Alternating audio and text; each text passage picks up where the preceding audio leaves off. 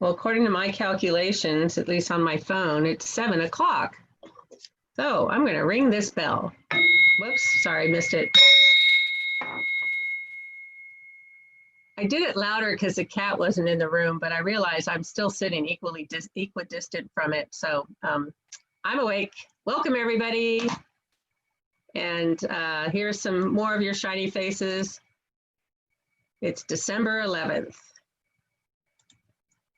And we know this is our Rotary slogan, and we certainly have been busy this month and this year so far. So remembering our vision, I think we're working on it.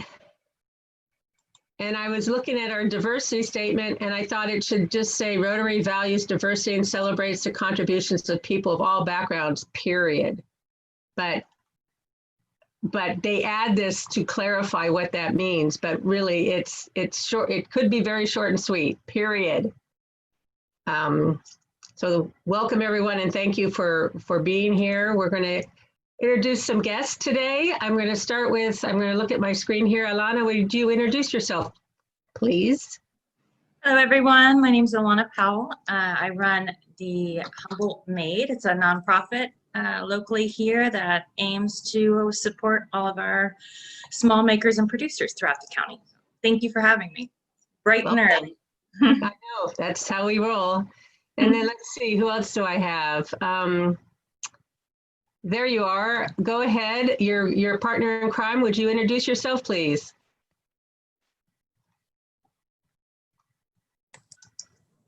Do you mean Ryan? Yes.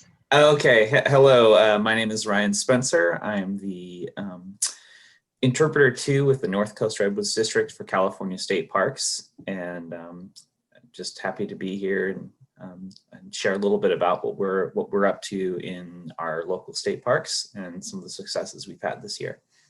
Great, welcome. And I apologize, I mixed you up. It's all good. But you're our partner in crime now, so welcome. Let's see, who else do we have? Sari, you want to introduce yourself? Hi, I'm from Interact at Arcata High. I'm the secretary. Welcome, welcome. We're glad to have you here. Let's see, anybody else? I'm looking at the screen right now. That's who we have. So welcome everybody, and welcome to our guests. We're going to move right into it. Some more club stuff. Want to remind you to save these dates. And I want to put a shout out to our diversity champions in the club. We should talk about talking to Stepping Stones and get this going a little bit, organized, make sure they're on the same path we are. So is that good, Romy? Thank you. Okay. Don't forget to Slack. And we'll have some more practice sessions with that in the new year. This is not a fancy slide, but I wanted to share, we've got friends all over the world, and our friend Alex from this club, don't ask me to pronounce that. I want to remind everybody we've been invited to join their club next Tuesday at 11 a.m. The Rotary International Secretary General is going to be speaking in English, and that if you want to do this, you need to apply via the Google form before Monday. And I think this email went out to everybody, so I just this is a reminder, but I sent the email, and if you have trouble finding it, you can let me know and I can send it to you again. And then another thing that came out is a musical safari through the Limpopo province of South Africa. This should be really cool. I'm going to sign up for this. Basically, you could donate any amount at all, and they'll give you the link, and you can watch this this event on the 19th at your leisure.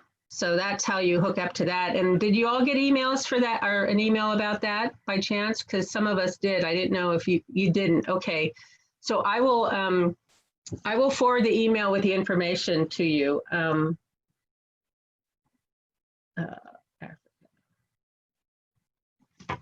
This was a district, they're 9,400. That was a district that I was in when I was in Botswana. They weren't close, but we were a big district. So I'm eager to see that presentation. We've got a craft talk,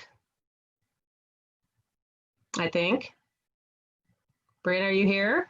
Yeah, I'm here. Well, there you are. I'm sorry. I'm That's looking all at right. all these people. Well, I'm turning it over to you. Do you need to share you want to share the screen or share any pictures? Yeah, I'd love to share the screen. Okay, it's all yours. All right, let's get this going here. Hang on one sec.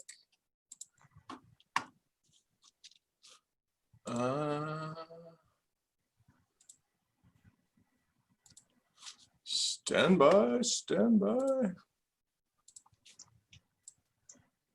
All right, can you see that screen? All righty. So my name is Bryn Coriell, and this is my craft talk. I have 10 minutes, so I'm going to see if I can squeeze it all in here because I have a lot to share. All right, so today I'm going to be talking about my childhood, my family, my education and careers, some service and volunteer work, and why Rotary. So I was born in Arcata in 1976. My parents are Tom and Melly Coriell. I have one brother, Stein Coriell. And my parents purchased a 200-acre ranch near Denny in Trinity County in 1972. And I spent a majority of my childhood there. We named the valley out there Five Waters Ranch. And for a while I thought I had about 300 family members until I realized it was actually just 4 of us. But I kind of grew up in this circle of beautiful humans when I was a kid. I was raised to be an experiential learner, and one of the best ways to do that is to get dirty.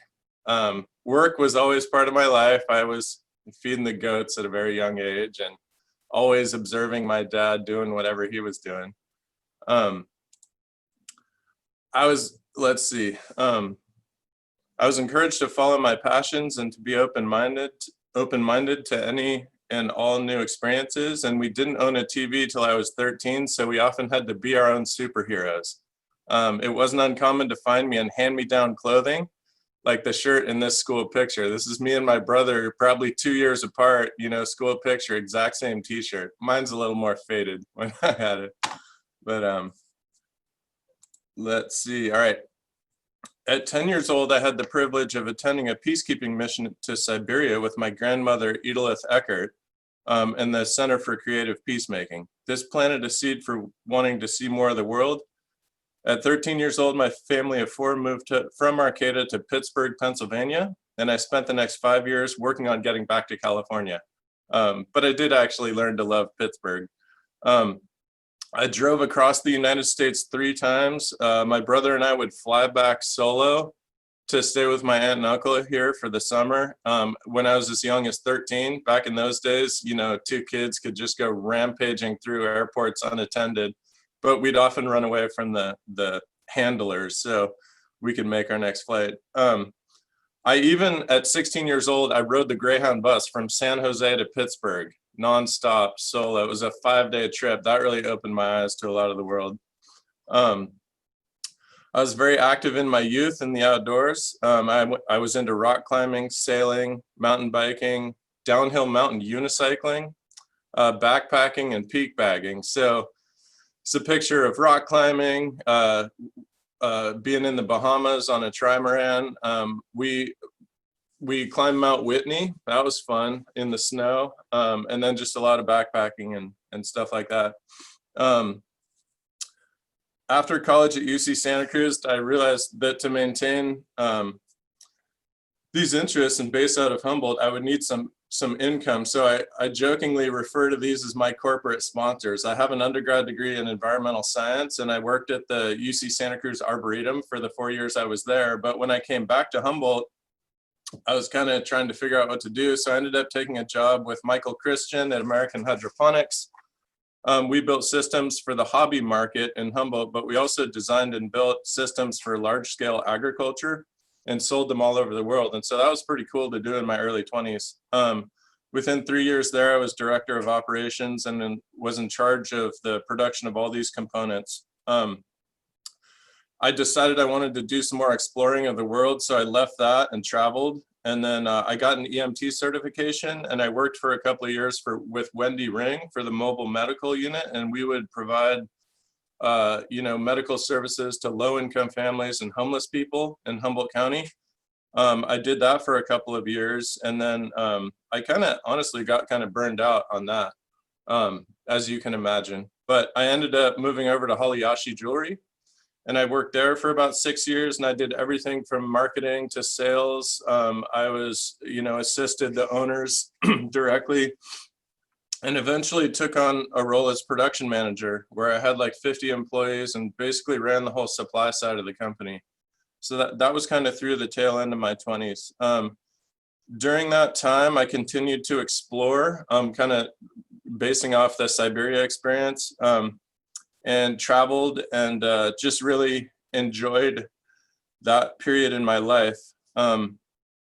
So these are most of the places I've explored, most of the countries. I included the Galapagos Islands on here, even though it's not a country, because that really was probably had one of the strongest impacts on my life in terms of visiting. So mainly Western Europe, and then also some South America. But I really I'm really lucky to have gotten to these places. Here's some of the pictures of traveling. I always had my brother there with me. He and I were real good friends, still are. And so that was some epic adventures. I was still living the bachelor lifestyle very much, and then all of a sudden I met Jennifer.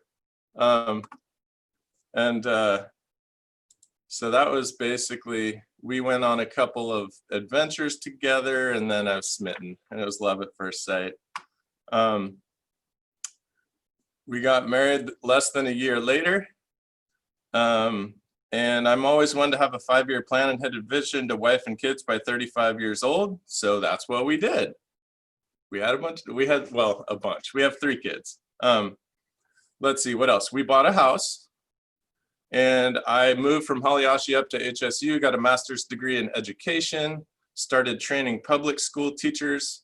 And so the couch surfing of my youth and my world adventures took on a new meaning, but we still have fun. Couch surfing is just different these days. After 8 years at HSU, I was kind of looking for a new outlet and decided to get a real estate license. My brother and I had bought some rental properties 15 years ago and had been doing property management for our own on the side the whole time. Real estate seemed like a natural transition, and in 2018, I had the opportunity to get a broker's license and buy Coldwell Banker Sellers Realty. So I did that, and now that's where I am now. It feels like a great fit in my life for this phase. Along the way, I've been involved in service and volunteer work. So with my EMT license, I volunteered with Jaw Med and Reggae on the River and Sierra Nevada World Music Fest and some other events. So that was some real eye-opening experience over those 10 years. I'm currently a pack leader for the Cub Scouts for Pack 95. And my middle child, Caden, is moving into Boy Scouts here this summer, basically. And then as a realtor broker, I'm on the Multiple Listing Service Committee and on the board of directors for the Humboldt Association of Realtors. So that's kind of, the board of directors is a fairly new position for me there, and that'll be exciting to kind of expand on that experience. So why Rotary? Why now? I say why not? I've always said I'll try anything once, right? But seriously, I think it's time. I've settled down. I have a lovely family. I own a challenging and rewarding business, and I'm ready to give back. I feel like I've seen the world. I like being a part of a community, and I'm deeply rooted in Humboldt. Rotary has a vision that resonates with me, and this Arcata Sunrise Club, from what I can tell, is the best club in existence. I'm excited to be involved with the United Group to take action and create lasting change. And I want to better our community and inspire the next generation to have similar experiences that I've been able to have, which I realize are quite privileged. I'm really, recognizing that. But I want to remind everyone to never let your inner child grow up. We still go backpacking, river rafting, and sew our own Halloween costumes. And finally, I just feel like if we all work together, we can truly bring change to this world, just as the elders around me did when I was little. Thank you.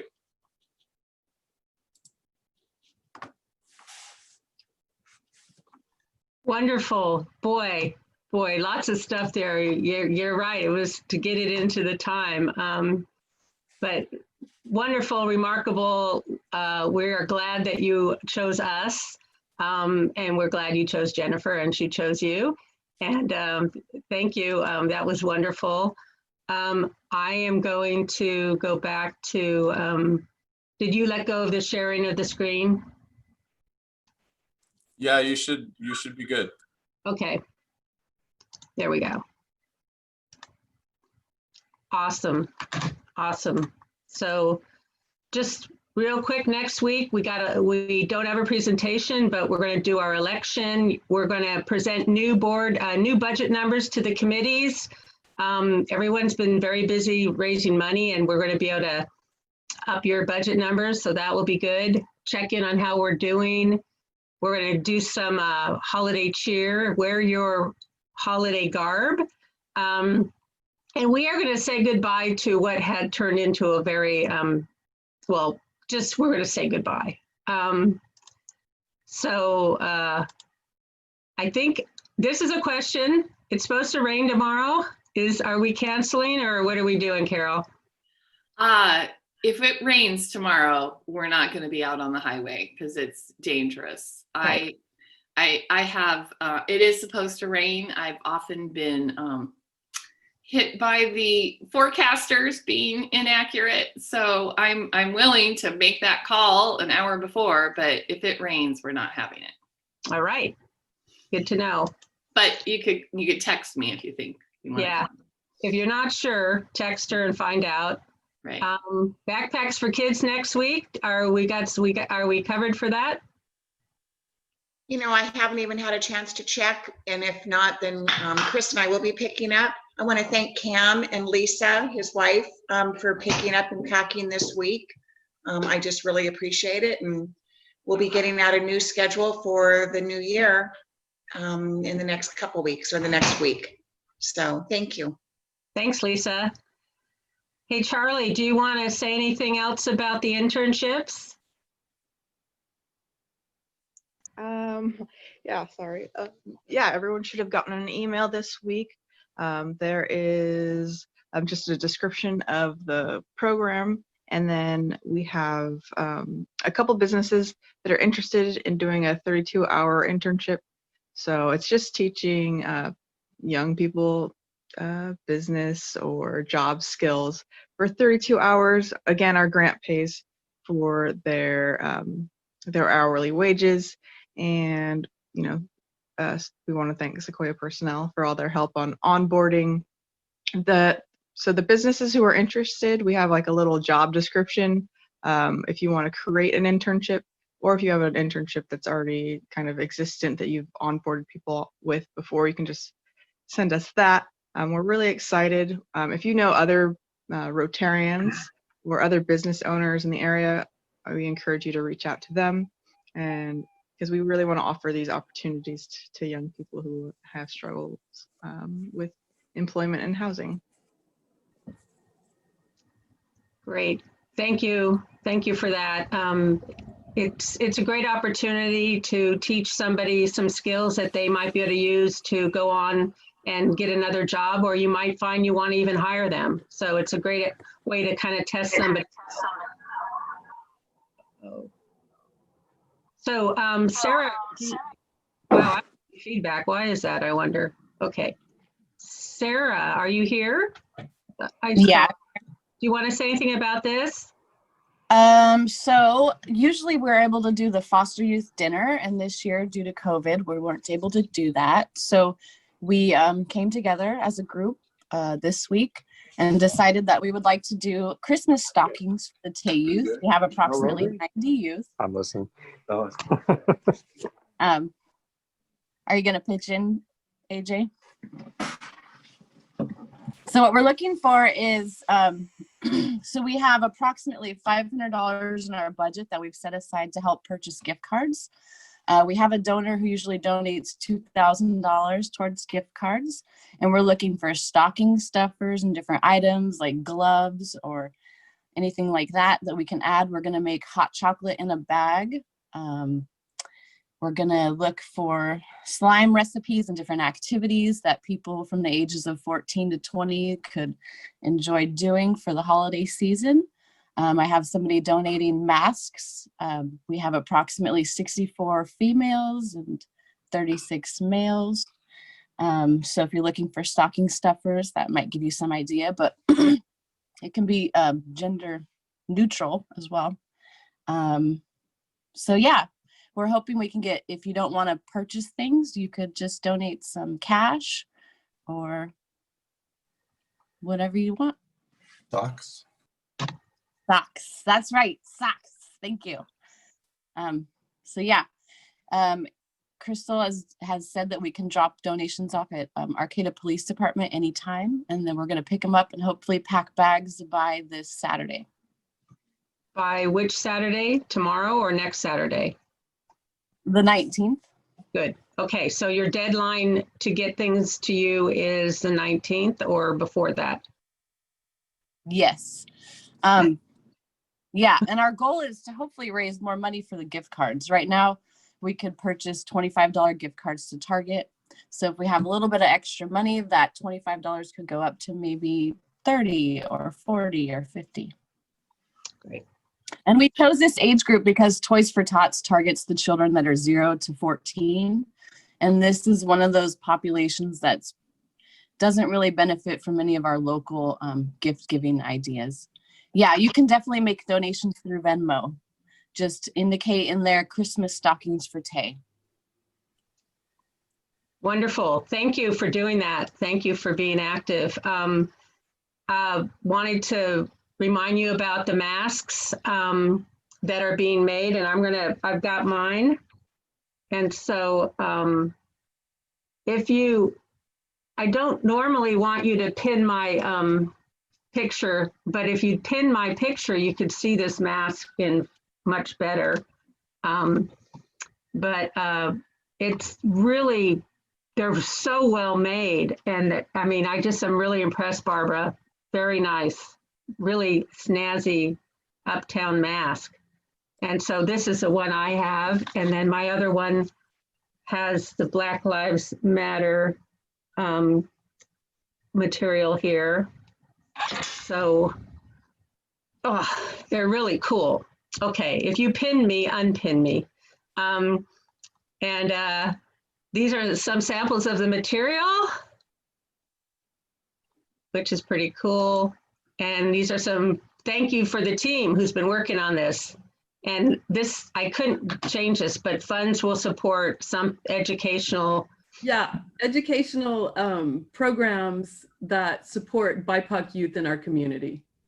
We're still settling on the programs and we're still setting up the back end. But thanks everybody that's been helping with this. And if anybody wants masks right now, they can send me an email or message me right now. We have some at Romy's house and I'm happy to deliver here in Humboldt. Yeah, I want to just thank Terry. Thank everybody for helping make masks. But Terry Clark cut 208-inch squares.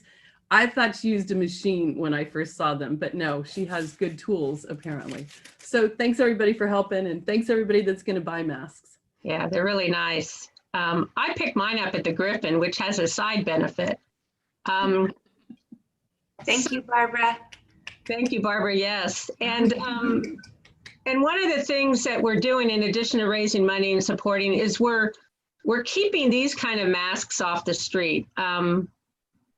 Because the ones that get thrown out, there's a real issue with those going into the bay. I mean, into the sewer system. And when people just drop their masks and don't throw them out, it's a new form of garbage we've never had.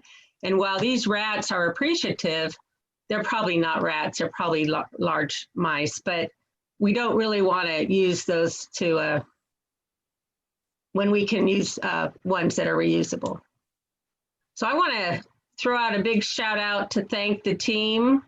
If you were on this team, if you bought a package, if you assembled a package, if you donated donated money toward it, wave your hands.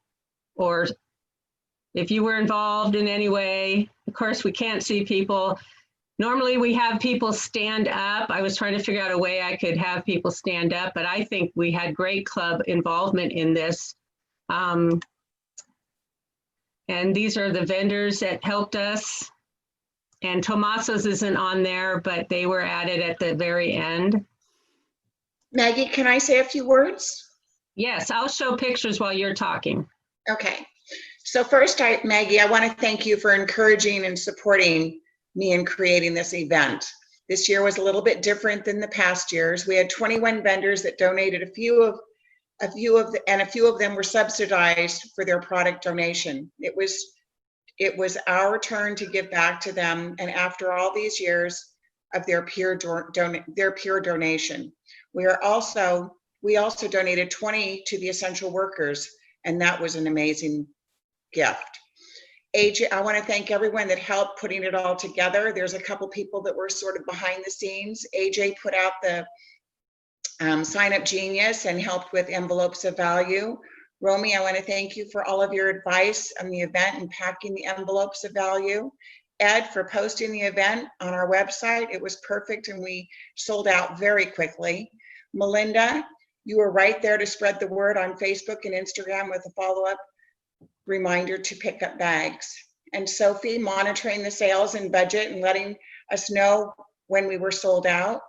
Nick, you offered on Thursday and you said to me, do you want me to come back on Friday? And I said, yes, and that would be awesome.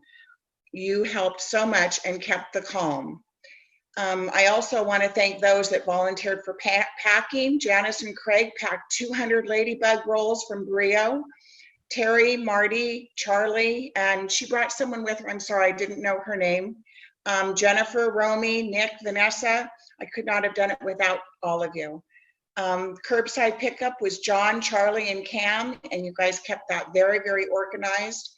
And my husband, Chris, you were there for me. I just want to thank you. You know, usually he's traveling, but he was right there for me. Most of all, I want to thank Vanessa. She kept her door open through this entire event, and that was just amazing, and we're just so fortunate to have her in our club.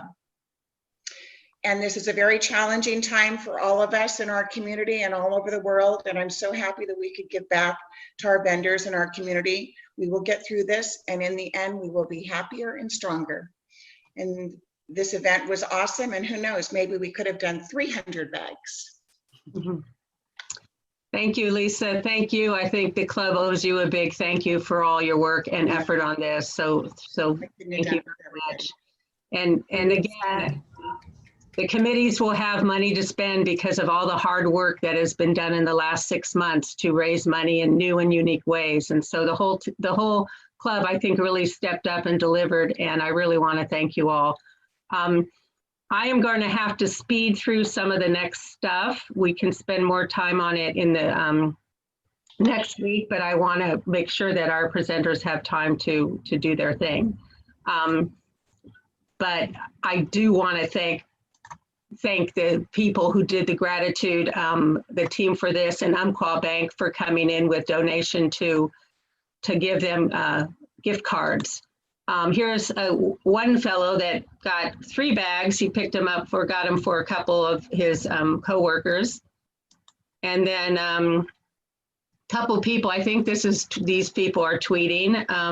And one of them said the Taste of Main Street goodie bag. So she just didn't read the bag clearly, but she's a nurse in the ICU. So I cut her some slack for not noticing exactly that this was Taste of the Holidays, not Taste of Main Street. But anyway, these are 2 happy recipients of the gift bags. North Bay Rotaract and our club also gave 5 Mad River Hospital staff members $240 each. The hospital picked the people that they felt were having some extra challenges due to COVID and everything. And so that was something we were able to do. Real quick, Toys for Tots needs help. If anybody wants to help deliver that, just take a look at this email, kman@meantree.com. You can find out more from her. And AJ, can you cover this family and talk about this? Sure, just real quick. I've been in contact with Cumbra Humboldt. They serve the Latinx community. They mainly serve as a resource for tutoring and education, but there's a needed family. The 8-year-old has cancer, and this family is using their resources to travel up and down to San Francisco to get him access to healthcare, and they might have a tough Christmas, so I thought I'd bring it to the club and see if there was a way to help this family out. So send me a message in the chat and we can connect, and we can make something happen. Thank you, Maggie, for this time. Thank you, AJ. I appreciate this. And this is a great example of just being able to help people, you know, and every little bit will make a difference, huge difference for this family that's really going through a tough time. And then, Alanna, I wanted you, as a segue, since some of what we've been talking about is buying things for people or giving people gift certificates, I think it might be a good time to talk about how they should best do that in terms of supporting Humboldt. So where are you there? Do you want to share the screen? Sure. I have a short presentation, and then I'll give some suggestions to the group. Let me do that here. What an inspiring group you all are. What great work you're doing for your community. It's wonderful to get a glimpse of it. Not Netflix, not there. Okay, here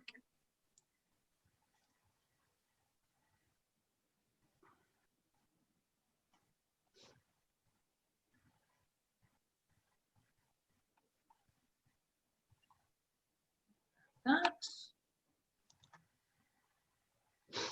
Yeah, so this collaboration, and it is definitely a collaboration, came out of the COVID resiliency group. That is professionals throughout the county, heavy in the economic development realm, have come together 3 times a week to just discuss how we respond and how we support our local business community.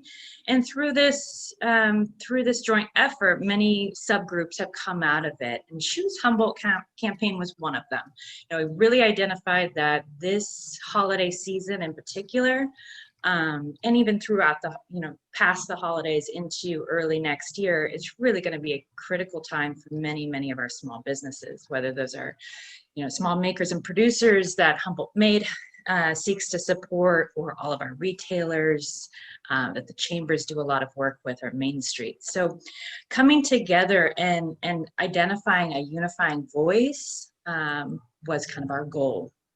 A buy local campaign that really targets all throughout the county to put that extra effort into shopping local this year. Here's some of our key, facilitating collaboration through cooperative promotion, advertising, purchasing, sharing of skills and resources, mutual financing incentives, and other activities that aim to support our businesses. It's really our primary goal. And through that, we've been able to create a very strong voice that is Choose Humboldt, when and where you can. So by collaboration, this is the group that's come together. It's the first that I know of that all of these organizations who do amazing work in their own individual communities have come together to support one another through this campaign. And we kicked it off right around the beginning of October, developed kind of our goals, our mission, did some fundraising, and then hit the ground running right at the beginning of November. The main message really is Choose Humboldt, shop local. What I love about this campaign is each individual municipality can choose their own tag. So Shop Arcata would be what Arcata Chamber uses, or Main Street in Arcata would use. But keeping that hashtag Choose Humboldt throughout, that's cohesive and really getting that message across. So here's some examples, and you'll see them on Instagram and Facebook, and where you can, share them, use that hashtag, promote those small businesses that you adore and love, and spread the word that they are around and really need our support. Right now, these decals are going out throughout the county, so you'll see these on storefronts, in the windows, just identifying, hey, we're locally owned.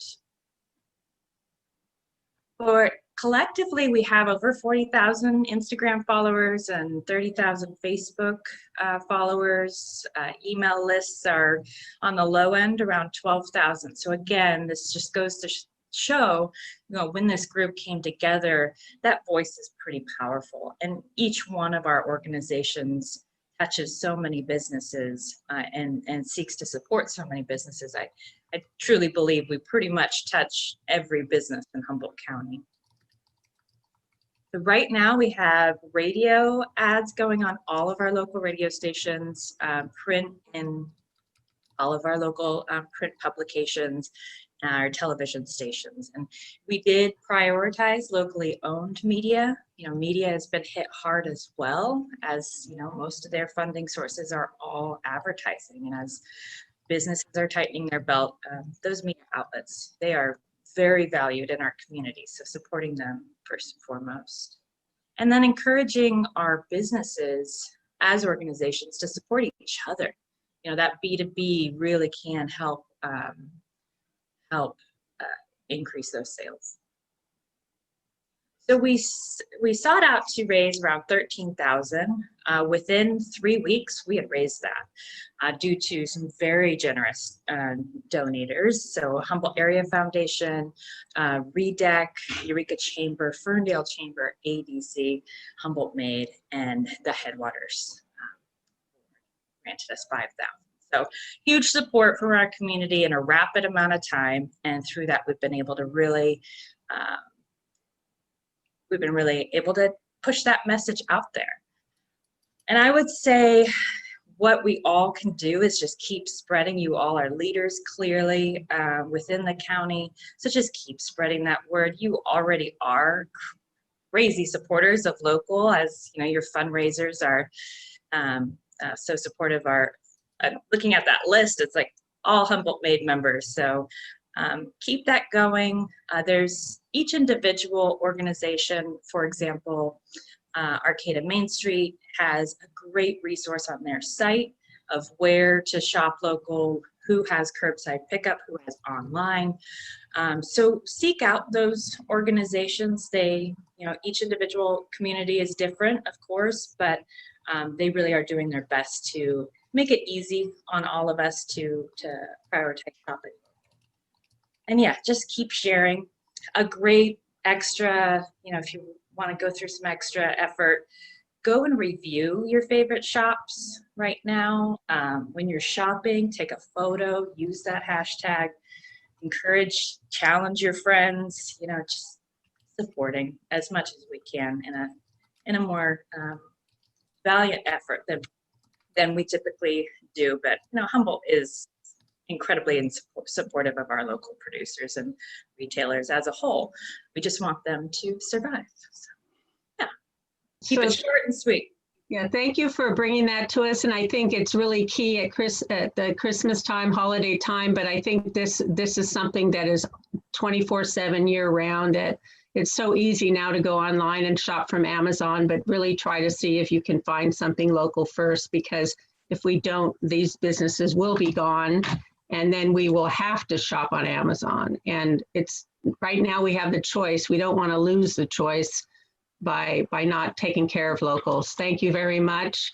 We're going to do the raffle real quick, and then we're going to our main presentation. Nick, are you ready? Give some money away. I am. Yep.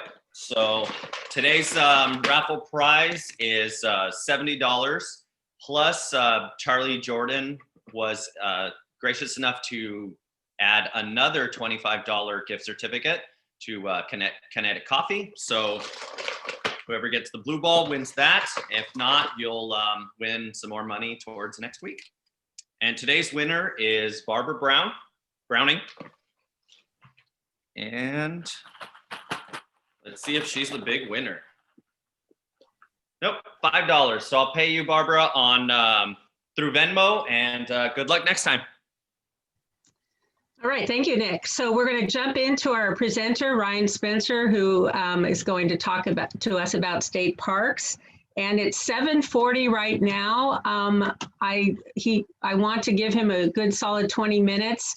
And I'd like to be able, if he needs to go over for questions, encourage people to just stay a few extra minutes so we make sure we have are able to hear everything he has to tell us. So I'm going to stop sharing, Ryan, so that you can take over. And but I'm going to ask Carol, Carol, would you like to say a few words of introduction for Ryan? I'll just make it quick because I don't want to take away from his presentation. I have been so impressed by the interpretive staff at the North Coast Redwoods and how they have adapted to the pandemic and continued to do some amazing programming and reaching out to our community. And I'm going to let Ryan, who is assistant program manager and interpreter extraordinaire, take it over from here. So thanks, Ryan. Thank you so much, Carol, and thank you everybody for having me. I am going to open up my PowerPoint and see if I can screen share. So just give me 1 second. Select the right feature. Let's see if I can do this.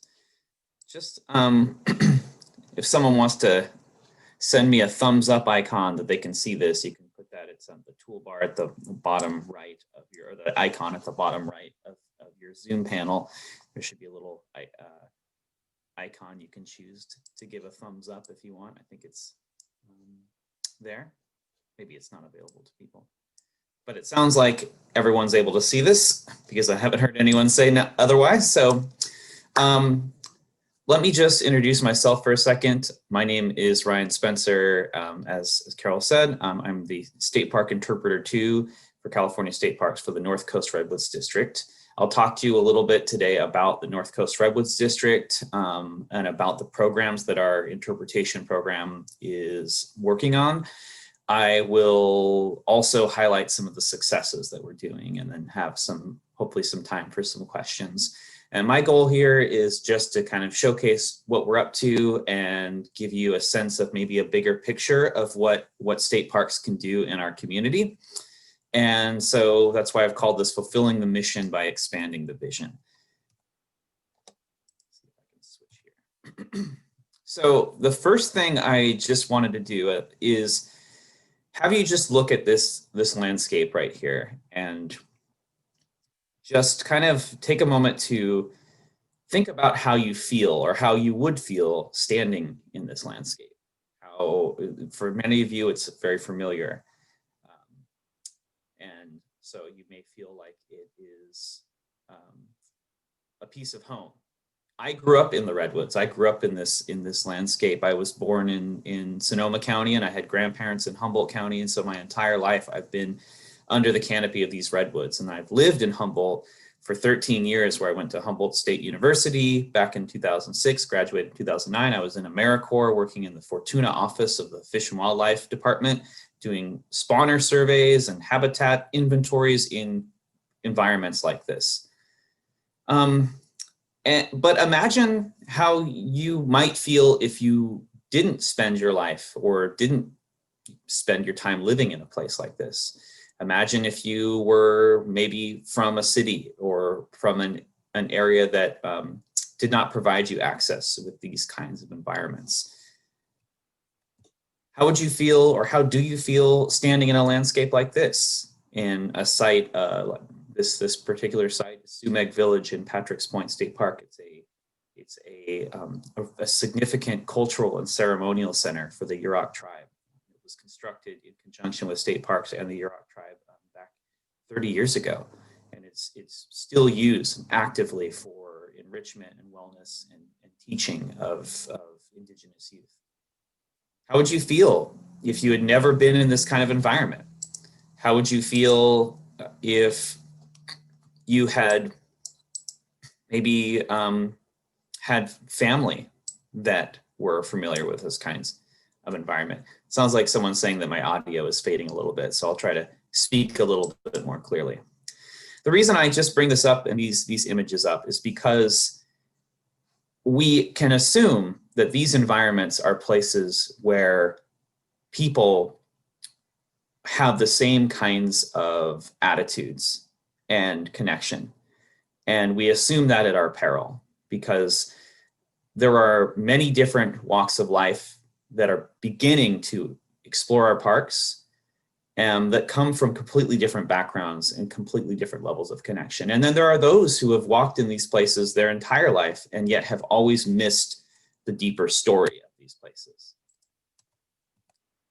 I wanted to just share with you the state park mission, which is to provide for the health, inspiration, and education of the people of California by helping to preserve the state's extraordinary biological diversity, protecting its most valued natural and cultural resources, and creating opportunities for high-quality outdoor recreation. Inspiration and education, that is where interpretation falls under.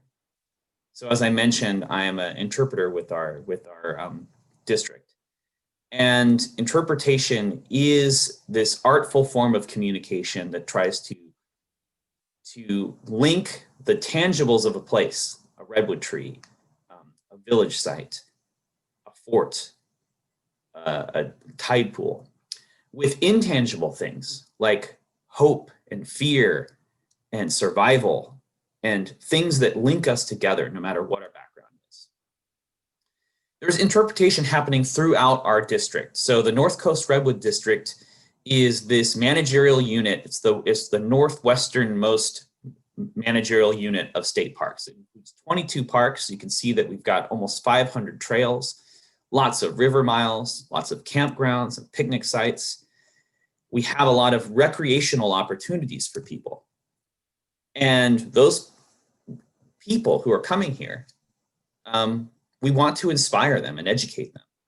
So we have a team of interpreters that are committed to doing this. This is just a few of them. We have 9 interpreters year-round that work in our district, and that is an increase from the 3 that we had up until 2018. So we have 9 year-round interpreters.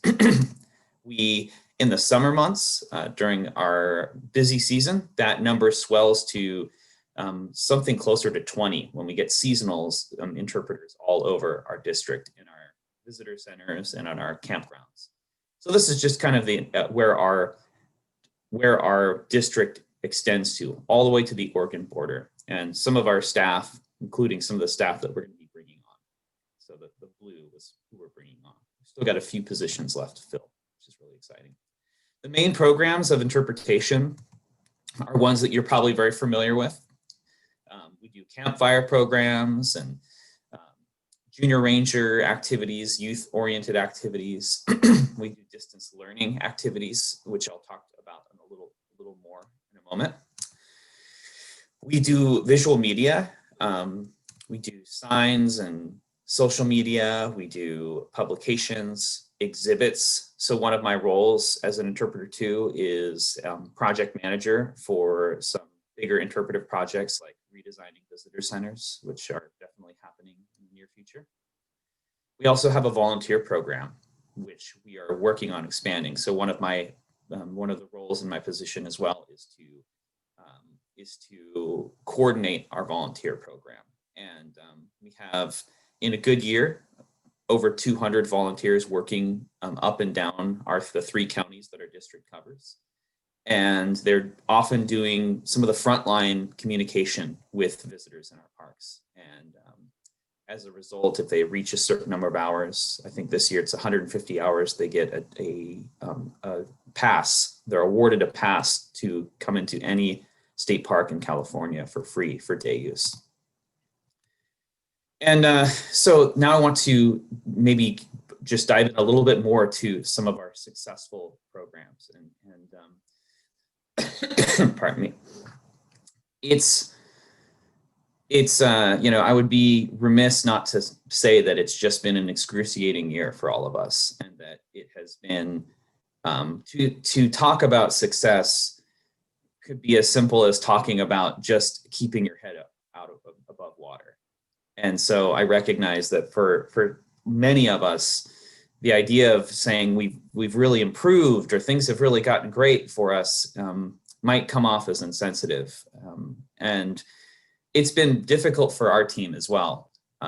However, we are committed to serving the community and serving students. And one of the ways that we have been doing it for a long time is through our Parks Online Resources for Teachers and Students program, which is our distance learning program that we've been, the state has this free distance learning program. It's just kind of like what you and I are doing, where it's an interpreter talking to an audience in real time with options for interactivity. In the past, it was just me in a classroom, and now it is an interpreter to a panel of students all from home. This program has really surged in COVID. Because we had so much background in doing this program, we were ready to expand and launch and just hit the ground running when COVID hit and when schools were suddenly moved to remote schooling. And it's been a great opportunity to inspire new interpreters and to begin to do these. So we have a green screen studio in our district office, but many of our interpreters talk to kids in the field. They're out there in the field. We've got two different Redwood-based programs. We have a Fort Humboldt history program. This is Angie Edmonds, who is our Marine Protected Area interpreter giving programs. We have 3 indigenous members of the Yurok tribe and the Hupa tribe who are also on our payroll that are presenting programs talking about ancestral history and Yurok culture here in Humboldt County as well. Another success story is social media. So when COVID struck and suddenly parks were closed and campgrounds were closed for a time, if anyone remembers that, you weren't suddenly getting many visitors to our parks in the first couple months of the pandemic. And so what we did as a team is we decided to really expand our social media offerings. We wanted to let our visitors know and the community and the wider world know that the parks are still here, even if they're not here in the physical for everyone to access. And so we want to bring the parks to you. So we started a daily Facebook Live program, just 3 o'clock every day. A different interpreter was presenting a different topic, whatever they wanted. It could be as simple as a log that had fallen down. It could be a banana slug. It could be one of our interpreters showcasing some of the baskets that their family has been designing since time immemorial. And this has really been incredibly popular, and it really was a balm to the community. Our social media went from we had about 3,000 followers in March, and now we have about 10,000 followers. And that was just by just having this daily interaction with the community. This was one that was just taken just 2 or 3 days ago. And some of our videos have gotten viral and have reached an even wider audience because of propelled by the national news. We've also this year been able to launch and are in the progress of launching another app. Right now in the fall, we released the Coast Redwood Canopy app, which is a way to explore one old growth redwood up many levels. It's a free app, you can download it. We worked with a company called Time Looper who gave us a call and just said, this was probably back in March or April. They said, we want to help parks, we want to help people. We will, for free, design an app if you have something that you'd like to engage the community with. And so we had already had ideas about doing this, and so they worked with us. And basically the way this app works is you can just hold your phone out and tap on your screen, and the phone is kind of acting like you would with your camera mode, where you can just kind of see everything through it, but you tap the screen and a redwood grows out of the screen, a 3D redwood. From that, a bunch of little beacons appear off that tree. Any of those beacons you tap, suddenly you're transported into a virtual canopy. You have a 360 view. You can look up and down, left and right, and it's a video, and you'll hear scientists talking about that portion of this old growth redwood. It's really amazing. And we hope to continue to offer more and more expansive applications that people can experience our park digitally near and far. So I think that the biggest success story of this year has been expanding representation and testimonial justice within our state parks, within our district. Representation kind of ties back into what the little activity I went you through earlier with those pictures. People feel differently about parks based on their personal experience, and for many of especially tribal groups and indigenous populations, the thing that we have been hearing for such a long time has been, we need to be telling our story. Like, we have the credibility and the background to tell these stories. And fortunately, because of the foresight of some of our managers in the last few years, we have been able to really bring on people who are representative of such an important part of the community here in the coast, which are the people who have ancestral ties to these places. And so we have Princess Colgrove and Maya Rayner, who are interpreters that work mainly out of Patrick's Point and interpret Sumac Village. And they are also doing our distance learning programs as well, and connecting with students and bring in their 20 years of life, they bring an entire lifetime of skills and traditions that they've grown up under.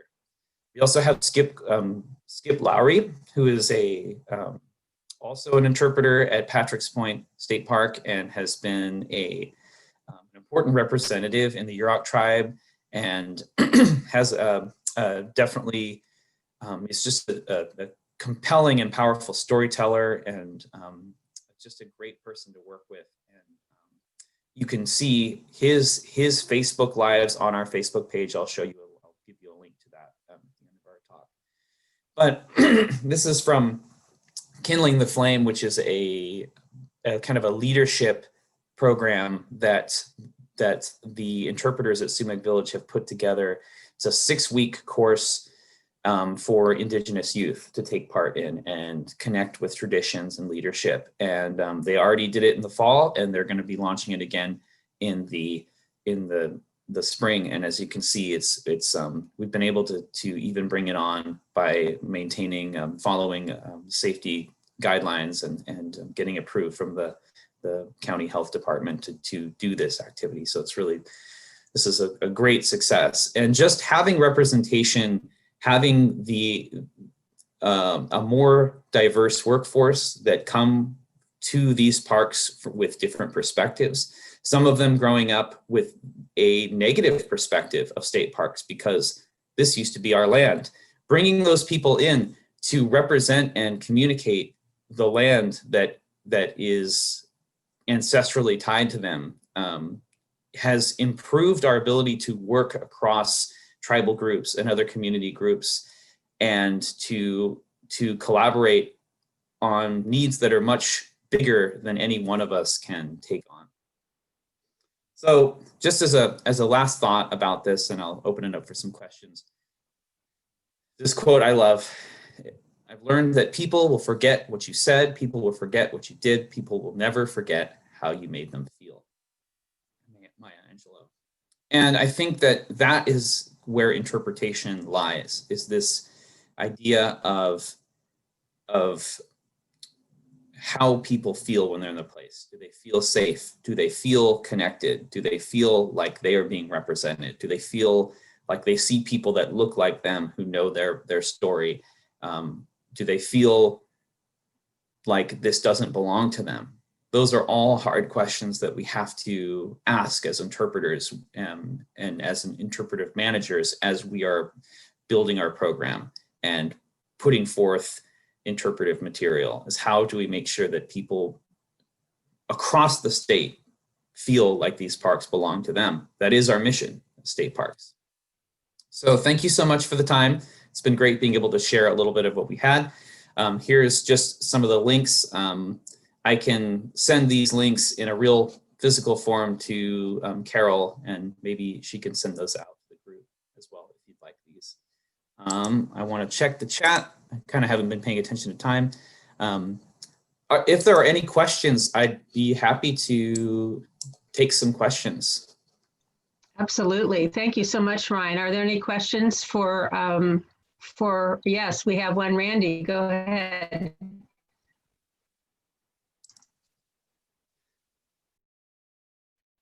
You've got to unmute, Randy. Oh, I'm sorry, I thought I did. I just want to say that we attended the virtual candlelight walk, 31st annual at Prairie Creek State Park here, was it last week?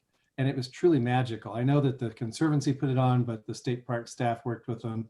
It was state and national parks and the Conservancy, and folks, it was absolutely magical. So I just can't say enough good about it. So please tell everybody that worked on it how much we appreciated that. Thanks for that. Yeah, I just talked with Kyle Oxiger, who was our social media, digital media specialist in our team, and asked him how it went, and it sounded like it went really smoothly. And he worked so hard on that with Redwood Parks Conservancy, and it was. From what I heard, I heard it was very successful. I heard they had about 600 people at least sign up to participate, and it seems like it was really successful, and the community really came out to get involved. It should be streamed on I think Facebook or social media in the near future. I know that Kyle is also working hard to export all the video and try to get it together and eventually get it out to so people can also share in it, but I'm glad you got to partake in that. We have another question in the chat. What is your trigger point for closing related to COVID?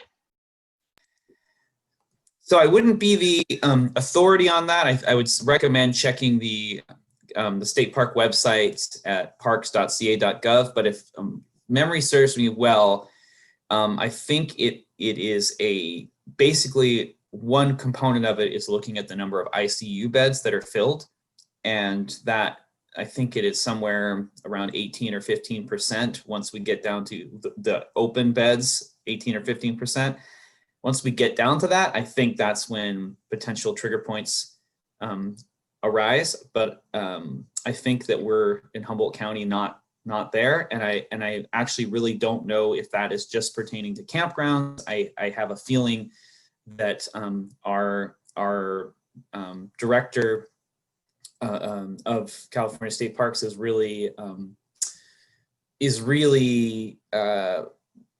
they value the access, people being able to access parks as for health and wellness. And so my thought is it's probably going to look similar to how it did in the past, where there are areas that maybe our campgrounds are closed, but that there's still access to day use.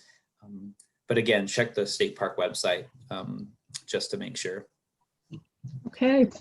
Well, thank you again for your time. We appreciate you coming and joining us this morning. And in appreciation, we are making a donation to Tri-County Independent Living. And they support people with disabilities in our community in Humboldt, Del Norte, and Trinity. So thank you so much. We appreciate it. I wish everyone a good day. And in case you were concerned about your butter consumption over the holidays, this is an old advertisement that is for real, and that basically butter is slippery, and that's why we eat as much as possible to lubricate our arteries and our veins.